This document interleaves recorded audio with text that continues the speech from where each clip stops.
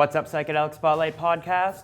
It's James, the Psychedelic Investor, here with you today, and we have a special treat for you. That's because we have the co-founders of Healing Maps with us. We've got Cory Jones and Mark Goldhar. How are you gentlemen doing today? Good. I'm doing very well today. Fantastic. Perfect. So we're actually here live at the Wonderland Conference in Miami, which is all about psychedelics all week long. How are you guys enjoying the conference so far? It's great.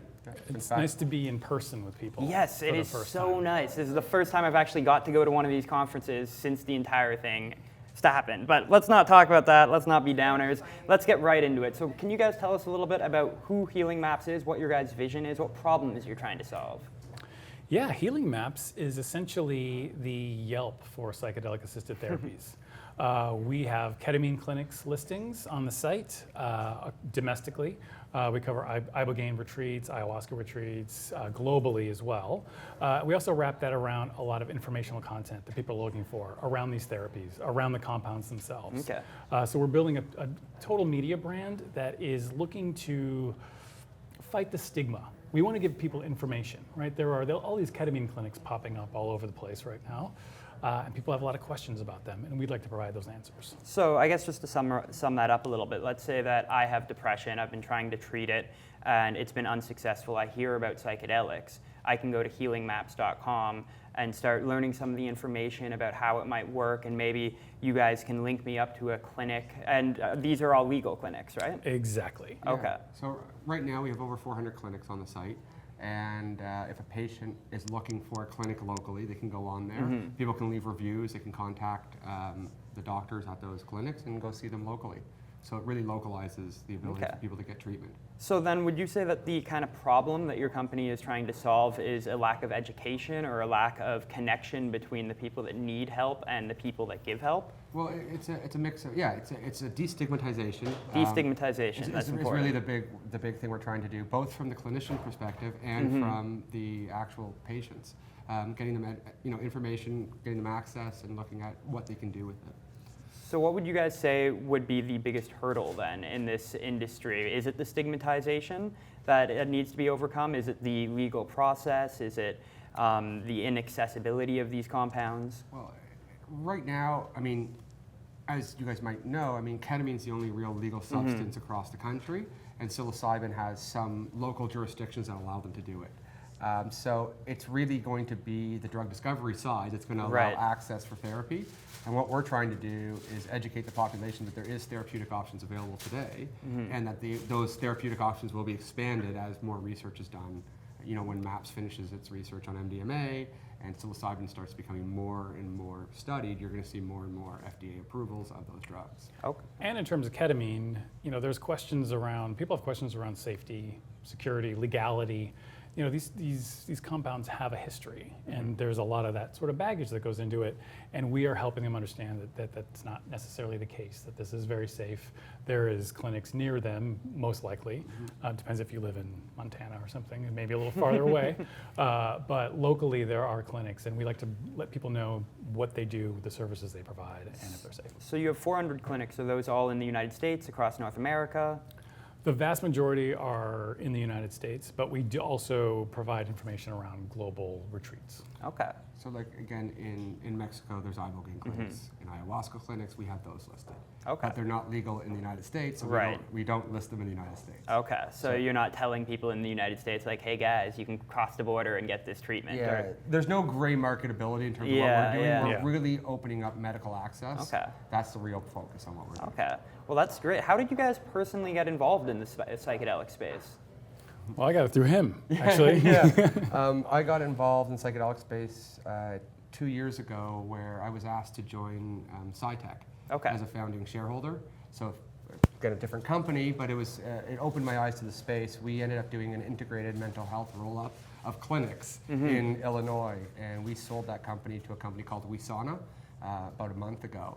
But by getting into that industry then, I knew the scope and the scale of this industry, and how big we can grow. And so I started looking at different assets in the space to work with and different people. So Cory was somebody who, the day I heard Weed Maps going public, I phoned Cory up. and we start discussing what healing maps could look like. So you were on Weed Maps, and then you kind of did a spin-off called Healing Maps for psychedelics? No, Or I am just getting heard. that wrong? I just heard on the radio Okay. that Weed Maps is going public for $1 billion. Okay. And I'm sitting there, I'm like, well, that's interesting. Like, I mean, psychedelics has a massive market. Nobody's really. And it's only going to grow. Like, if anything, we're in inning 1 still of this ball game. Absolutely. We might still be singing the national anthem. Yeah, I'm not okay. sure if we're even in anyone yet. So where do you think, let's call 10 years from now, inning 9, what do you see as the future of psychedelic therapy? Do you think it's going to be completely legalized, or? So, I mean, if I'm looking at it 10 years out, all the FDA studies are done. Everybody's been spending the hundreds of millions of dollars they need to get all the drugs developed. The psychedelic industry isn't an industry. The psychedelic industry is just the medical space. Yes, So yes, of course. at the end of the day, the media companies and all of that stuff would be rolled into mainstream, and the industry itself would just be part of the pharmaco industry. That's where I see it 10 years out. It might Okay. not be what everyone wants to hear, but that's what I see. Do you agree?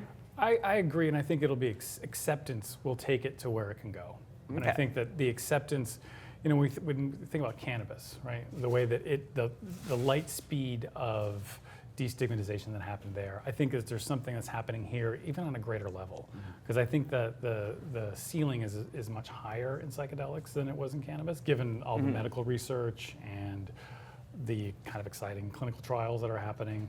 I think it's going to take it to much larger heights. Well, that's an important distinction to make when talking about like the differences between the marijuana space and the psychedelic space. The marijuana space, when it was trying to get through FDA approval and go through these clinical trial process, the FDA was not on board with it at all. They did not like the idea of using marijuana as medicine, whereas here with psychedelics, they're much more open. They are giving breakthrough designations to certain chemicals, certain compounds, and it just feels like the entire institutional framework which surrounds the psychedelic space is much more open to growth, essentially. Would you agree with that statement? Yeah, I mean, I think this industry is built off of a medical background. Cannabis started off that way, and then quickly, when it became more acceptable, it went rec. Okay. And it went rec hard. And I don't see that happening in psychedelics because of the powerful nature of these drugs. I can't see there being a major rec push behind a medical legalization. But that's, again, my opinion. Yeah, and I think cannabis, the medical side of it was always a little bit wink, right? It Yeah. was like, I got to go to a doctor to get a card that says... I've got glaucoma, guys. Yeah, exactly.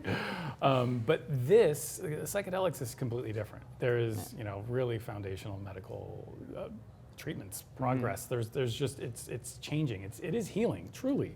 And I think I can speak for myself. I came into the space, I've used it recreationally myself. We're talking cannabis or psychedelics? Well, both, actually. Okay. Well, that's a great segue into the next topic, the personal question time. You've Yeah. used psychedelics before. Yes, I have. Which one? I've used LSD, I've used psilocybin, and MDMA. And do you think that they've changed who you are as a person? They've helped you grow in any sort of way? Or you think that might be a tad overblown? It's not almost like a light bulb, Right. in my You're experience. telling me it's not a magic pill that will solve all of my problems? Exactly.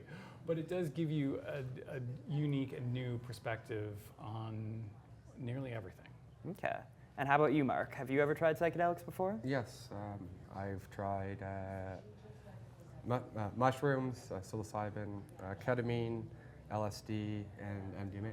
Okay. And none of them under therapy, all personal, recreational. But again, with what Cory says, yeah, there's definitely personal growth. I haven't had like a breakthrough session. So no like transformational, like my life has changed after this moment. No, type thing. but I've had a lot of, I would say, incremental changes from Right. those trips that I've done, and the way I look at the world is a little bit different now, a little more open. So I mean, I could see how these things are used in therapy and how powerful they are. I just have never used it in a therapeutic setting. Okay, right? fair So- enough. So it's a little different. So bringing this back to healing maps, how has your personal use of psychedelics inspired your work? Well, for me, I came into the psychedelic space a number of years ago just with a little bit of the baggage, I think. I just sort of saw them as...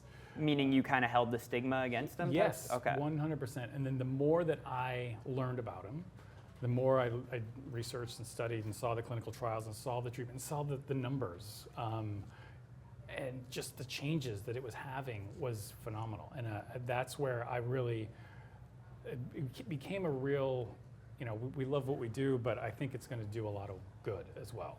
I think it's going to help people break down the stigma about it. The more stigma we break down, the more people will heal, the more people will be open to using it, and I think that's only going to be a good thing. So do you think as these stigmas devolve and as people become more open to using psychedelics, do you think it's going to change society much, or do you think that it will more or less remain the same, but people are maybe a little bit healthier? But going for the micro to the macro there from psychedelics to society is a big jump. I think anything right now to ease societal pain and societal depression and what's going on with everything would be very useful. I don't know if it's going to change society, but again, you never know where these things go. And the more open people are to trying things and looking at different treatment options, I think the better society is, because people are more open to looking at options, which is what we need nowadays. And I think it can over time. It'll take a little while, but I do think over time, the more open people are to these mental health therapies, the better. Because no one would ever talk about a cure for certain things like PTSD or depression or anxiety. They talked about managing it. Now people are actually using the C word. Using the C word in a big way, which I think is a huge, huge, momentous kind of shift from a scientific background. It's not just sort of like culturally people are using that word. It is scientists and clinicians and researchers using that word, which I think is really, really exciting about about the changes that it could have on society. Well, just to expand on that a little bit, I think part of what you're referencing here is the recent Maps phase 3 study that came out that was showing MDMA improved in people with PTSD. Their PTSD so much in 68% of people that I believe the way that it was written was they improved so much they no longer qualified to be diagnosed with PTSD. That seems to be going out of your way to not use the C word while still using the C word. Yes. So just to close this out, guys, it's been wonderful to have you on the channel. If people want to learn more about you, or maybe people want to find a clinic, where can they find you? Healingmaps.com. Healingmaps.com. All the fun social media platforms as well. But none of the non-fun ones. You just leave those off to the side. Exactly. Clubhouse, get out of here. Well, perfect. I think that is more or less a wrap, guys. If you enjoyed this episode and you're watching on YouTube, of course, don't forget to like, comment, subscribe. Let me know down in the comment section what you thought about Healing Maps, and we will see you next time.